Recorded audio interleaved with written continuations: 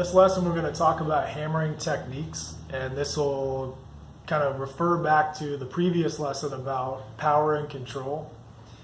So the more control you have over your hammer as you're hitting your hot metal, the better your technique is going to become.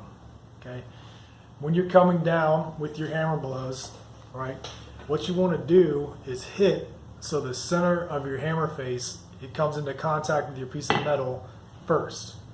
If you're at any sort of angle coming down, and I'm going to demonstrate basic techniques in a little later lesson, if you're coming down at any sort of angle, you're going to catch an edge first and ding up your piece as you try to draw it out or do whatever you're trying to do.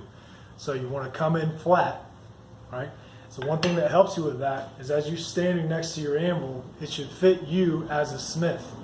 And to do that, what you do is make a closed fist at your side. The distance between your closed fist and the floor should be where the face of that anvil is. Excuse me. So when you hammer down, you're not overextending your elbow. You're also not choked up like this. Okay. So nice flat blows. And when I talk to people about drawing things out or pushing the steel, they tend to want to push out with their blows, and that's understandable. You really just want to go straight up and down. That's how you're going to get your compression. Okay, so few things you can do with the hammer. I mean, there are a number of things you can do with the hammer, but the main ones you would do in basic techniques: drawing out or making something longer and skinnier.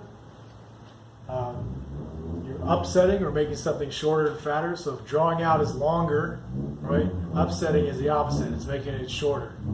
Okay? Bending, so you're bending around the horn or different parts of the anvil, hammering down on it with whatever part of the anvil underneath it acting as your pivot point or your fulcrum if it's a lever. So you're always trying to find your proper leverage. Use it for scrolling, so along with bending, that's just a bend in a smaller area or a more elaborate bend, so loops around different scrolls. And in a later video, I'll demonstrate how to do each one of these, like I mentioned. Okay, so that's a little bit about hammering technique. The main things to keep in mind is that you want your blows to be flat. If you want them to be angled, you want them to be angled on purpose, right? So as you're doing the bevel on a blade edge, you are going to come in at a slight angle, but you want to have control over that. So you know that you're coming in at 20 degrees or 30 or whatever it is. You don't want to be angling by accident. Okay?